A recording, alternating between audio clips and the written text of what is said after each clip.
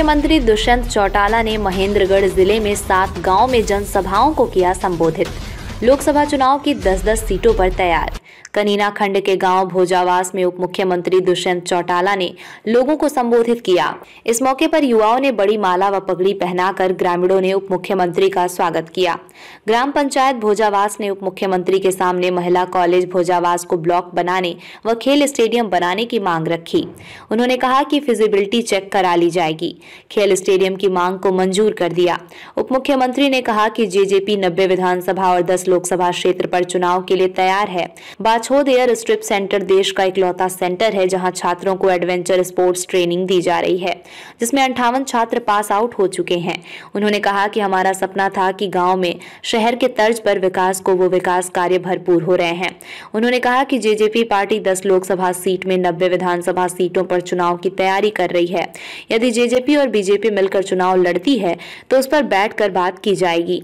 उन्होंने कहा कि हम 5 लोकसभा क्षेत्र के अंदर अपनी रैलियां कर चुके हैं। आगामी 7 तारीख को करनाल लोकसभा में जेजेपी की विशाल रैली होगी और जेजेपी पार्टी चुनाव के अंदर युवाओं को प्राथमिकता देगी।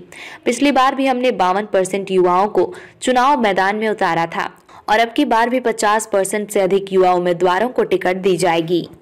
तो सभी कार्यकर्ताओं को बधाई दूंगा।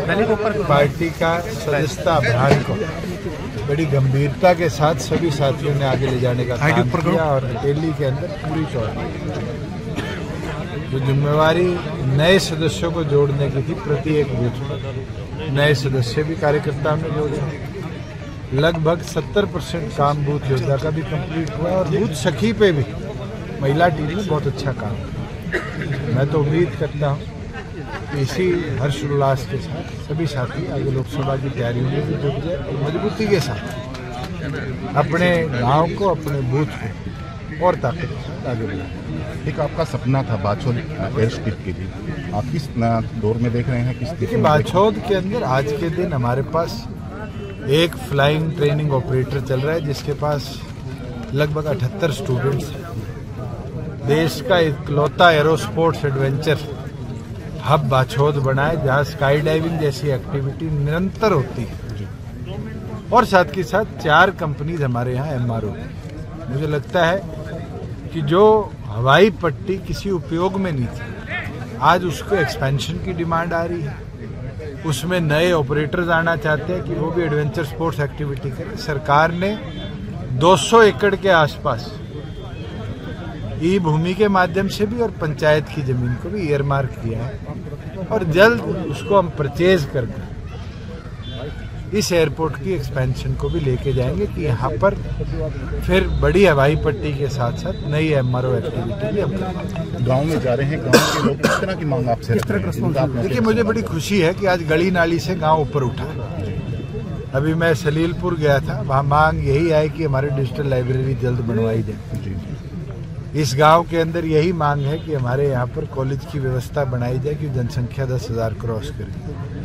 मुझे लगता है आज जो हमारा सपना था कि गांव को शहर की तर्ज पे हम विकसित करें, सरकार उसमें कामयाब रही और ग्राम विकास को प्राथमिकता के साथ हम आगे बढ़े।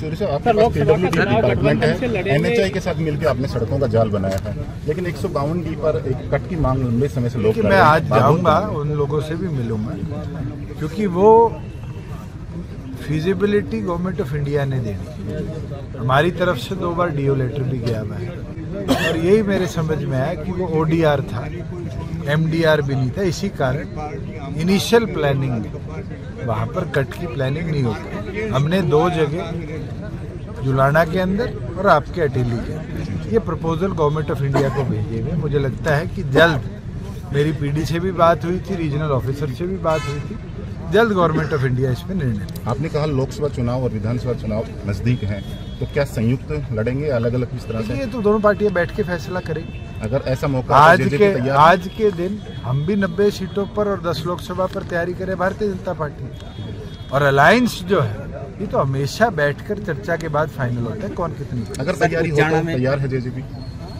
मैं तो बिल्कुल तैयार हूँ और मुझे नहीं लगता कि हम 5 लोकसभा में अपना नव संकल्प का रैली कर चुके हैं और 7 तारीख को करनाल लोकसभा के सर, एक सवाल और जानना चाहिए, स्थानीय को मौका मिलेगा या बाहरी को मौका मिलेगा? इनेलो का जो कैंडिडेट युवा को मिलेगा, मैं ये बोल सकता हूँ।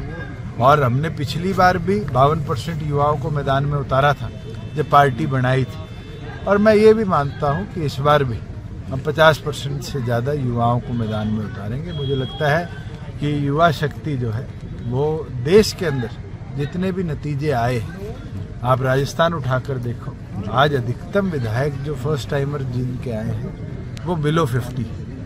और मुझे लगता है कि देश की प्रगति और तरक्की के अंदर आने वाले भविष्य में, क्योंकि हमारी वोटिंग परसेंटेज भी 50 की उम्र से नीचे की लगभग 65% है, युवाओं की बहुत बड़ी वो रहेगी भूमिका। सर, उचाना में जो पीछे रैली हुई